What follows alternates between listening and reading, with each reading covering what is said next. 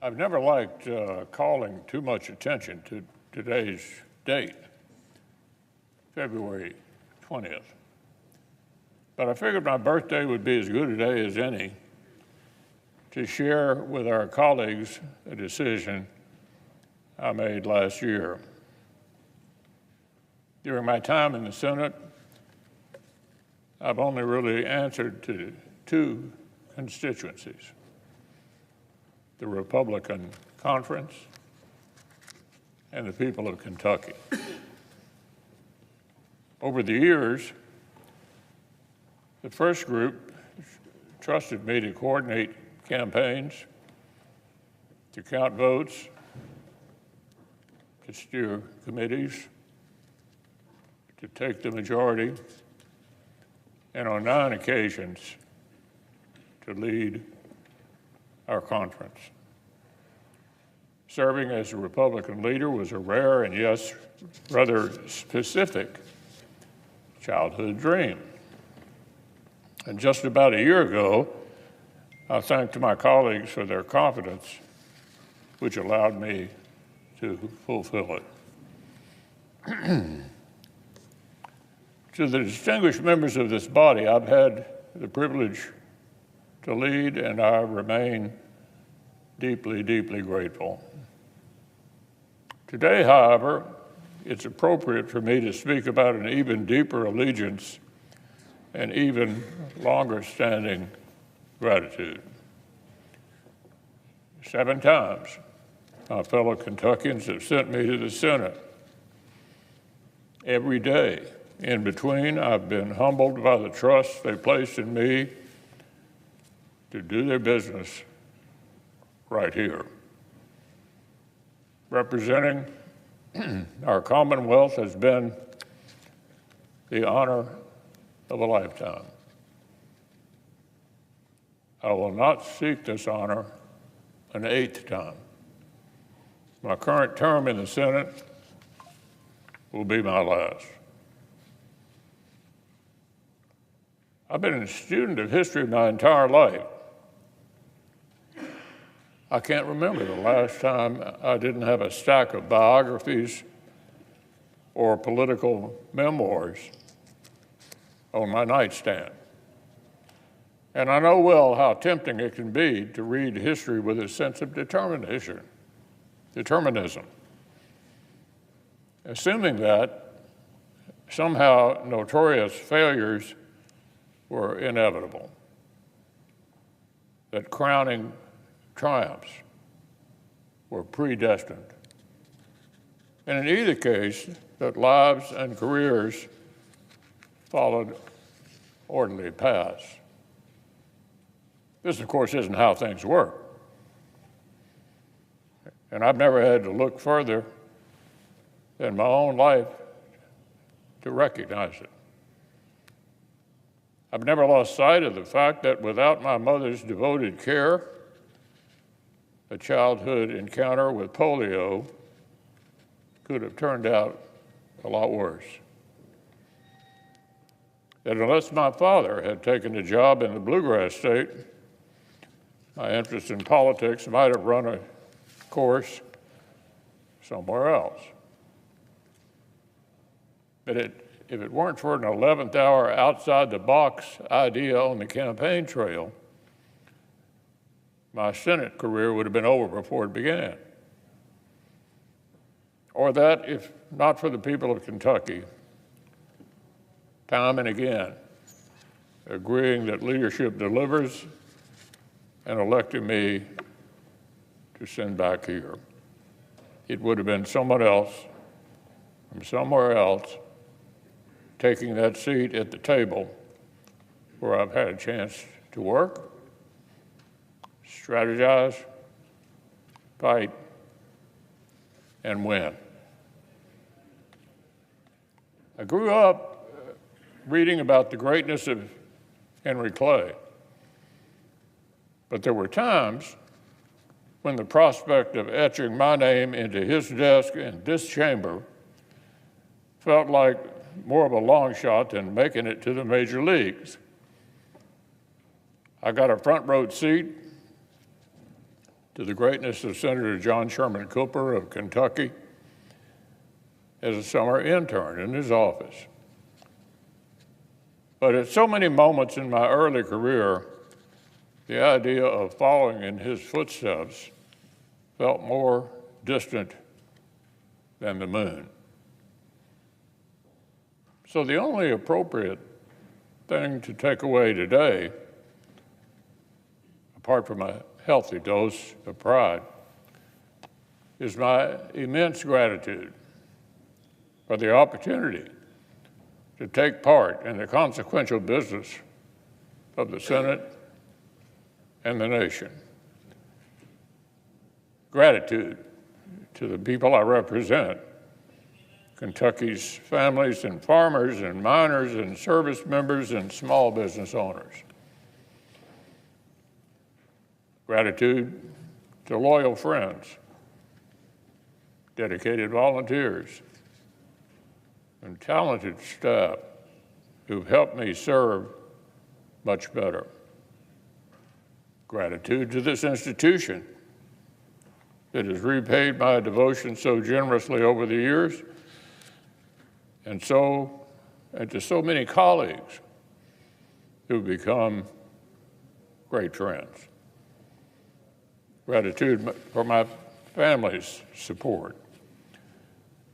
And in particular, my ultimate teammate and confidant of the last 32 years. Elaine's leadership and wise counsel in their own right have made her the most seasoned cabinet official in modern history. On top of all that, her devotion to me and to Kentucky is a lot more than I deserve.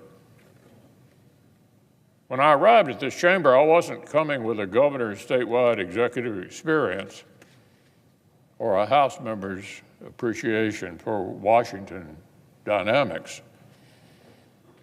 I knew my hometown of Louisville, and I'd spent the previous few years working hard to learn what mattered to folks all across the rest of the Commonwealth. And yet, within weeks of swearing the oath, sure enough, I was here on the floor talking with colleagues from other far-flung corners of the country, discussing solutions to a farm income crisis and infrastructure challenge that affected different states in the same way. I learned quickly that delivering for Kentucky meant finding the ways the Commonwealth's challenges were actually tied to national debates.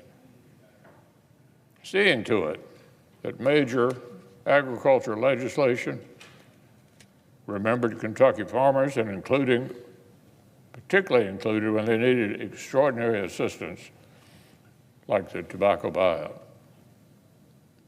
Making sure that nationwide steps on transportation infrastructure included resources for modernizing the Brent Spence Bridge, which supports billions of dollars in economic activity in Kentucky and the surrounding region. And with the trust of a local community, finishing the task first assigned by President Reagan, the safe destruction of America's legacy chemical weapons at the Bluegrass Army Depot. So efforts like these have spanned the length of my Senate career, and I've been humbled each and every opportunity to help Kentucky punch above its weight. Of course, the Senate has to grapple with foundational questions that reach even more broadly across American life and either further into posterity. We're trusted on behalf of the American people to participate in the appointment of the federal judiciary, to be the final check on the assembly of power in the courts beyond the reach of representative politics, and to ensure that the men and women who preside over them profess authentic devotion to the rule of law above all else. When members of this body ignore, discount, or pervert this fundamental duty, they do so not just at the peril of the Senate, but of the whole nation. The weight of our power to advise and consent has never been lost on me, and I've been honored to perform my role in confirming judges who understand their role. On this floor, there is no place to hide from the obligations of Article 1, the Senate's unique relationship with Article 3, or our role in equipping the powers of Article 2. Here, every debate over agriculture or infrastructure or education or taxes is downstream of the obligations of national security. Every question of policy here at home is contingent on our duty to provide for the common defense. One of the first times I spoke at length on this floor as a freshman, I was compelled to join the debate over strengthening the deterrence of America's nuclear triad. Whether to expand the U.S. military's hard target nuclear capability was an interesting question to pose to someone whose most recent job had been running a county government. But there, of course, was the founder's brilliance at work. The hopes and dreams of every American are tied up in our ability to protect and defend the nation and its interests. Every family traveling abroad and every worker and small business owner whose livelihood depends on foreign trade, they depend in turn on the credibility of America's commitments to friends and the strength of her threats to enemies. In turn, the safety and success of the men and women who volunteer to serve this great nation in uniform depend on the work we do here to ensure that enemies think twice before challenging them, and those enemies never face a fair fight. Thanks to Ronald Reagan's determination, the work of strengthening America's hard power was well underway when I arrived in the Senate. But since then, we've allowed that power to atrophy. And today, a dangerous world threatens to outpace the work of rebuilding it. So lest any of our colleagues still doubt my intentions for the remainder of my term, I have some unfinished business to attend to. In our work, most of us in this body develop an appreciation for the Senate itself, its written rules, its collegial norms, its pace of play. And yet so often I've watched colleagues depart, venting their frustration at the confines of the institution or mourning what they perceive to be decline of its norms.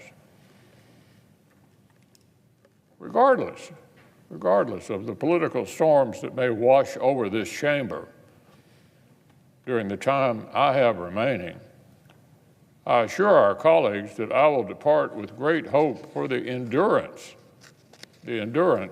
of the Senate as an institution. There are any number of reasons for pessimism, but the strength of the Senate is not one of them. This chamber is still the haven where the political minority can require debate. It's still the crucible in which jurists are tested for their fidelity to upholding the Constitution and laws as they were written. The Senate is still equipped for work of great consequence. And to the disappointment of my critics, I'm still here on the job. I yield the floor.